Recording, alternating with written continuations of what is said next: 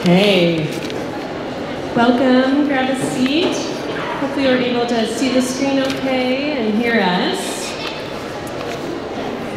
So I'm excited to introduce Stephen King. He's a local farmer here in Whatcom County. He's an advocate for small farms, robust food systems, and regenerative ag. He and his family live near Everson and raise chickens for eggs and meat in a mixed animal system, including cattle. So we'll have Stephen talk for about 15 to 20 minutes, and then you'll have plenty of time to ask and answer questions after that. So welcome, Stephen. Put this up a little bit higher. You're a little bit taller. If you talk as close as you can to that. Thank you. I'd like to thank the Whatcom Conservation District for the opportunity. Is that gonna work? Yeah, it'll be fine. So, hi, good morning. My name's Stephen King, and I need a clicker out of my pocket. One moment. There it is. Make sure that's still working.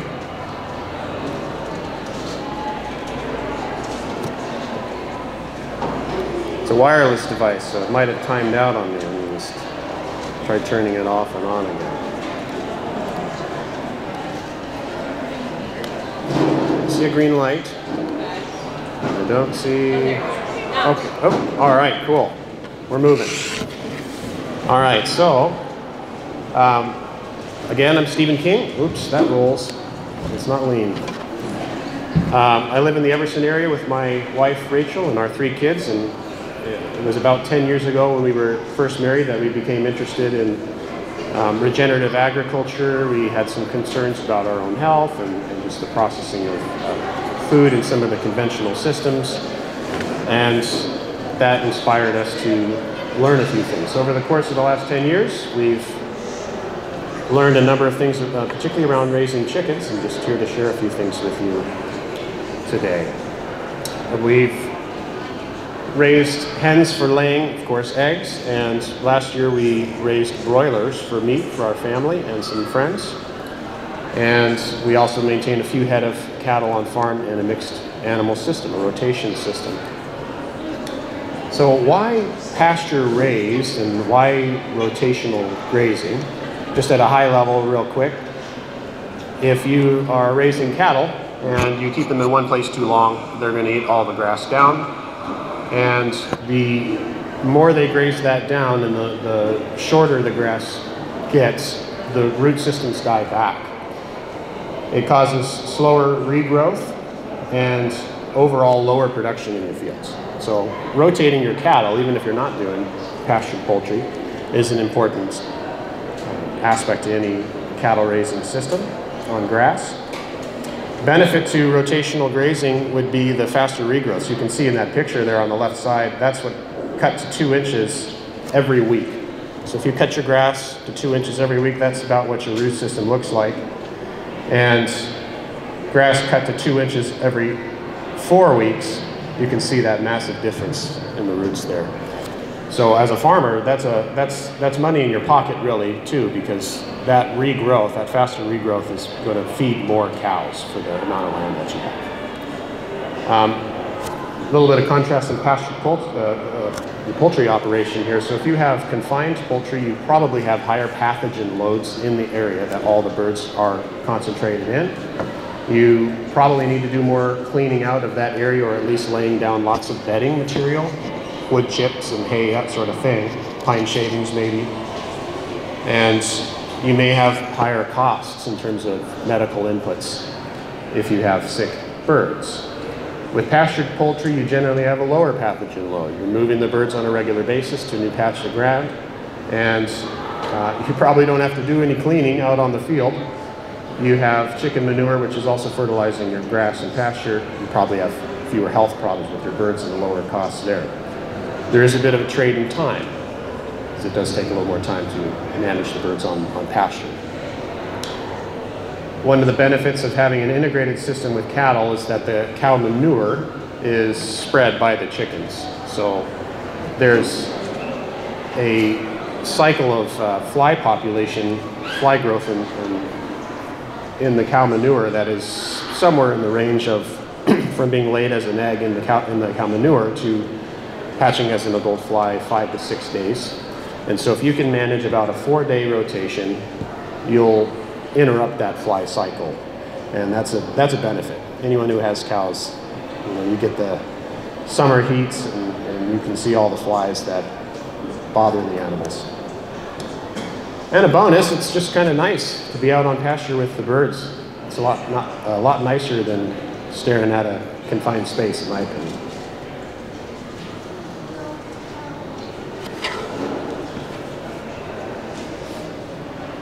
So here's an example of a rotation system with the cattle and the chickens. We have 9 paddocks in here. We're rotating every 3 to 4 days. We have paddock sizes that will depend on how many animals you have. The number of cows that eat that much grass in that 3 to 4 day period is what you have to figure out. And you ideally let those paddocks rest up to 28 days for the best regrowth. So about 4 weeks to get that optimum root growth and grass growth back before you have the animals into that paddock again. So we have the example here from reading it like these arrows. I don't know if you can see real well, but paddock 1 on the top left, it's rested 6 to 8 days. The last paddock that the chickens were in, 3 to 4 days. And the chickens are currently in paddock 3, following the cows, which are in paddock 4. So paddock 5 is the next one that the cows would be going to. That's rested for between 21 and 28 days in a 9 paddock system if you're moving every 3 to 4 days. It takes a while to get a well-planned system in place to figure out what works in your property. So here's a quick look at the pasture calendar. This is put out by Oregon State University. Has a nice chart to give an idea of the pasture regrowth at the time of year, what phase of growth the grass is in. So pretty much everywhere in Bellingham, around Bellingham, Whatcom County, is in their what they call Puget Lowlands area. Some of the foothills are in the pink shading there, foothills and coastal range. Basically, it's about 6 months on and 6 months off. So during your mid-April or so to mid-October, they can be on. Mid-October to mid-April, they're off, while it's colder and wetter and the grass is more dormant.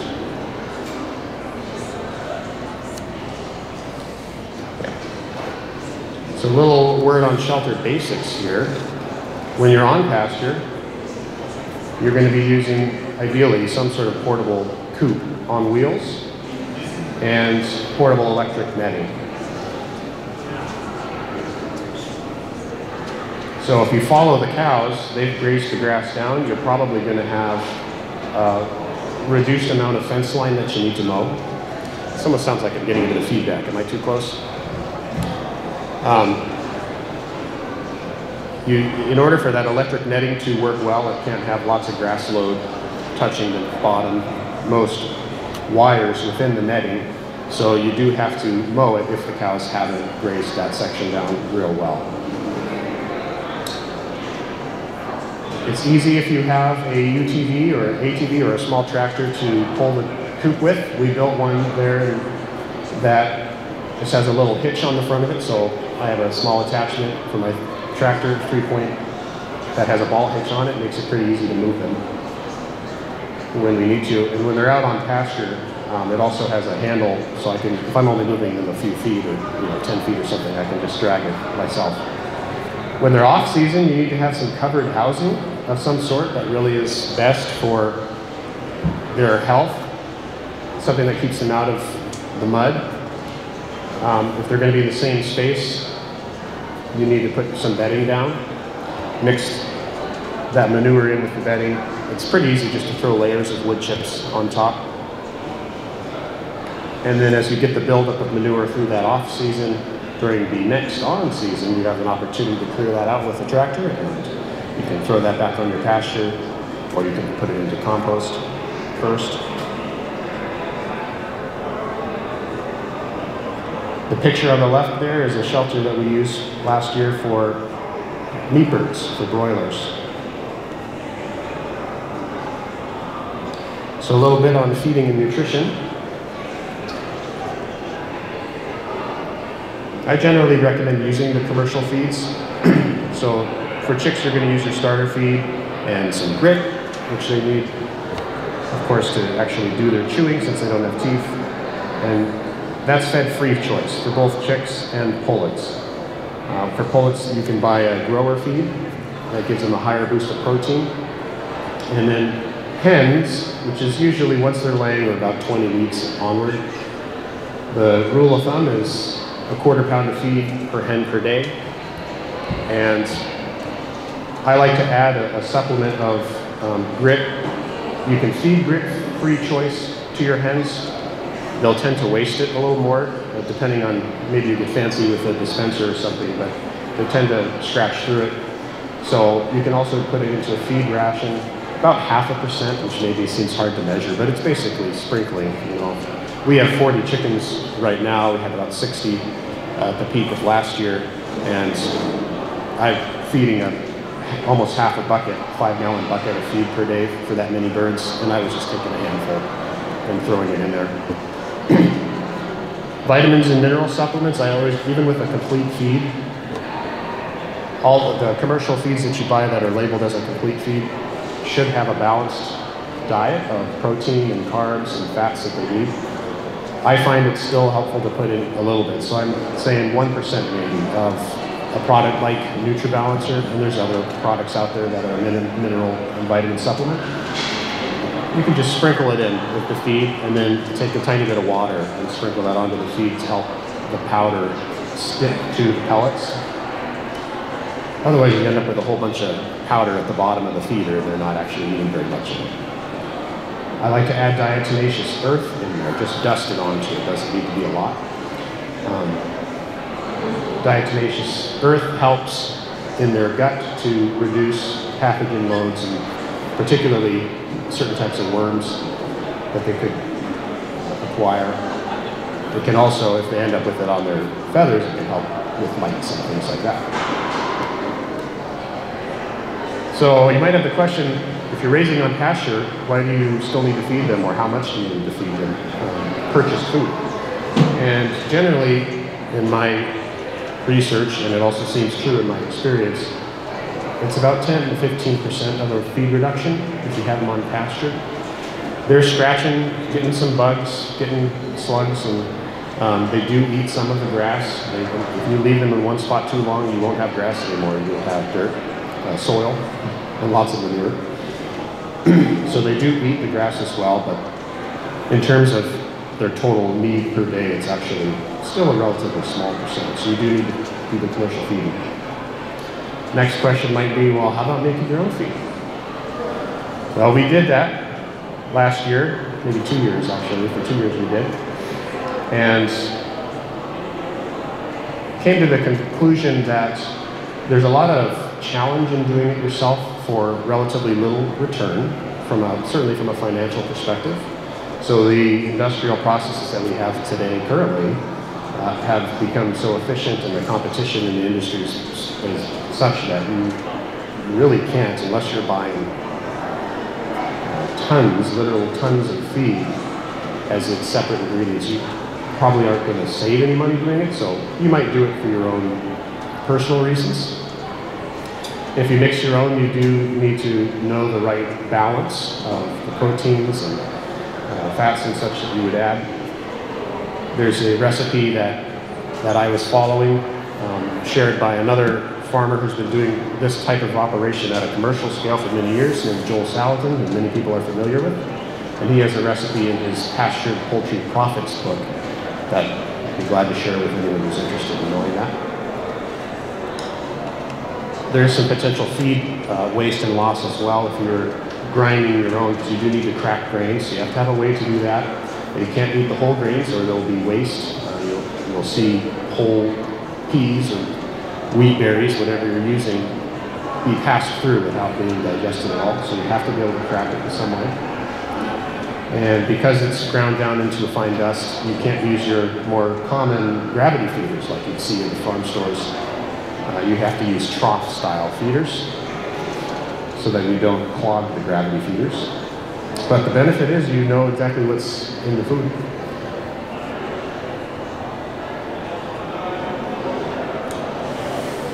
So a few things just in general about flock health. I was thinking if there's one single list of things that I'd share that I think covers 90% of the base, this is it. You keep them dry, you keep them out of the wind, but you don't want to seal up the coop too tight because they do need ventilation, fresh air. You keep them out of the muck and the mud, which unfortunately this last season, we have a lot of things in transition on our property, and I wasn't able to do that real well. And I did notice a hit to their health overall in this last wet season, because I didn't have them under a covered area. They were in their coops in one spot. And so that higher pathogen load probably brought about extra issues. I think we lost a couple of birds that I'm pretty sure had worms. They slowly kind of lost weight and became lethargic. So keep them out of the muck and the mud. Give them fresh water and fresh food. That one's pretty obvious. You can feed your kitchen scraps. You can toss all kinds of things to the chicken, but just please make sure that it's not spoiled or rotten, because that actually can cause problems in their gut. And you don't want to overfeed them. As a hen, that's where that feed ration, that rule of thumb, about 1/4 pound per hen per day. Because some of them, like people and like other animals, will overeat and they'll have health problems. Provide them their grit and vitamin mineral supplements. If you have a sick or wounded bird, take it out. We use a little, I think it's a medium-sized dog cage, and we have a couple of those types of cages, and we've occasionally had to remove a bird temporarily, let them get back to health. We use the wound care sprays, just the common kind you can buy at most farm stores, if they have a cut, something like that. So some of the common warning signs of an illness, similar to many of the symptoms that we might observe if we were sick. So coughing and sneezing, having difficulty breathing, if they have abnormal manure or diarrhea, being really lethargic. It's an example of a lethargic bird. That's like the one that we had that died over the season. They tend to stay away from the flock. If they become very ill, they'll separate themselves and they'll stay towards the outside. That may be partly because slower and weaker birds get picked on. So that might be why they stay away, but it's a sign.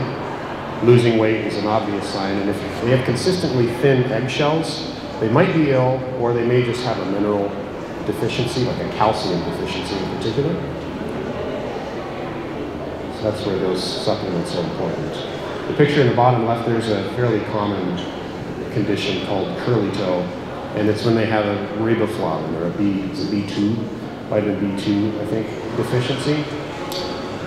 Once they're in this condition, it can't really be repaired. They can still walk around most of the time, but you know that you need to make sure they're getting the right supplements. So that's kind of my 15-minute rapid fire presentation there. We also processed meat birds that we had last year, and if anyone has questions about that, I'd be happy to answer questions on any of these subjects. Thank you so much, Stephen. I see some hands in the air. Right, you and then you, right? How do you deal with predators with Yeah, so I don't think I had maybe a good enough picture in here. Oops. You can kind of see. Fencing. So there's electric fencing that keeps most of the ground predators out. We did have an issue with some hawks and eagles flying in, and what I found is that most of the time the hens are able to get to shelter before they have any problem. We only lost one adult hen 2 eagles last year out of the 50 or 60 birds that we had through that part of the season. Your younger birds are not as good as escaping, so we lost some pullets that we had raised. We hatched them ourselves at the start of last year, and a few of those were picked off as well. And that may have been because merging flocks is always difficult. You can do that, and that's what we were doing. But we had pullets, the young not-laying hens, in with the older hens. And the older hens would literally stand, some of them, on the coop ramp and not let the pullets into the coop. And so that's a good way to lose chickens to eagles. But like I said, the adult hens, we only lost 1. So they typically evade pretty well. You can also add netting, which is what I'm going to do this year if we have a problem again. So just with metal T-posts, which are relatively easy to put in. If you have your coop set out on the ground, you maybe just take 4 or so posts, 5 posts, and you don't have to, hammer them way down to the ground like you would if you're putting in a fence. Just a little bit in, stand, and then you can get the lightweight netting and attach it on top. So that's what I'm going to try if I need to this year. I've seen other people do that. Yeah, that's what we actually have. Our main predators are eagles on our farm, and so we were able to do a pretty decent sized area with that netting. It's just kind of hard for us to get in, and we have to kind of walk really low, but yeah, it seems to work. Same question, predators. Anybody else? Questions for Stephen? Yes, just 1 second. I've actually got a comment. I raise heritage turkeys with my chickens, and you can't sneak up on them. And it's perfect for the eagles. The eagles and hawk can't get to it. Sure. Turkeys with the chickens? Turkeys with, every book says don't do it, but it works great because the turkeys, as they get older, they got great eyesight. So they see the eagles and hawks way ahead of time. I know there are some people who do geese as well, but if you do geese, you should only do 1, many people say, because you have more than 1 goose and they become a gaggle and they go flock by themselves. You have 1 goose, because they're lonely enough, they follow the chickens around, and then you get the same kind of effect. They'll make a big ruckus, and if it's a smaller bird like a hawk, they'll chase them away. Yeah. Thanks for the comment. Yeah, great, thank you. I will add that we have a poultry processing unit that's part of through Whatcom Conservation District, our equipment rental program, and that can be rented through us for a weekend or just for overnight, and it has the cones, the broilers, all the different components, and we're actually sharing it. You can go and look at it in the other wing, sort of on the east wing. We have it displayed out there. So if you have any questions about that or you're interested in renting it, just let us know and we can sign you up. Yeah, we used that kit twice last year for 2 different batches of about 40 Cornish cross broilers, the typical commercial kind you can get. And it works pretty well for It does, it works great. 30 at a time, or how many were you doing? We did 40 in one day, which works well for us with our kids. I know there's some people, a couple of people will do 200 in a day, but you got to know what you're doing. Gotta lay down here somewhere. Any other questions for Stephen? Oh, one more back here, just 1 second. How do your practices change in the winter versus the summer? Like, for example, when it snows, and also, you're changing the shelter or the setup. You also change food. Like, what does the seasonality look like? Yeah, so that's a great question. We did switch. I had different equipment that I was using for feeding and watering initially when we were out on pasture, and I ended up, I don't have a good picture of it, but so this picture on the right side, it's maybe hard to see, that's a little bit of a coop. It has some tarping over it to shelter them. And these are pullets, they were younger. We were using gravity waterers. And so I've switched for waterers, no matter what time of the year, I've switched to about 3-gallon jugs that have the screw-on lids. They're just the easiest ones to carry around. They work in whatever situation you need. They're not as much of a pain as the little ones that, you know, you have to fill it up right and screw it and then flip it over at the right time. So with the top screw-on lids and gaskets, those work great for watering. For feeding, I've also switched to, it's at least 3 feet, maybe 4 feet long, metal troughs. And I've not seen them in the farm stores here. I'm sure there probably are some. The Ellen Boss Country Store in Everson sells some of these, and you can order them in catalogs, of course. So it's a 4 foot, and it's, you know, a few inches wide. It has a rolling bar on it. So the bar functions as a handle, but it also keeps the chickens from standing on top of it because it rolls if they do. And so you get a lot less mess in the feed. And I use that any time of the year. Just the key for being in the off season is having that proper shelter and throwing down shavings, wood chips, when you notice the manure building up. Yeah, it would be pretty critical to keep their feet dry when you're saying avoid mud and not as much as possible. So that's that winter time. Yeah, so we added, oops, there we go. It's hard to see in the top left picture there. The white you can see off the side of the coop is a tarp. I think it was a 6 by 10 foot tarp. Screwed down the gaskets. Those coops have lids that lift. They're hinged on one side and they lift up, and so they're screwed down on the top and then can extend it out with just step-in fence posts into the gaskets on the other side into the ground. And that gives them shelter from birds, from sun, and it covers feed and things.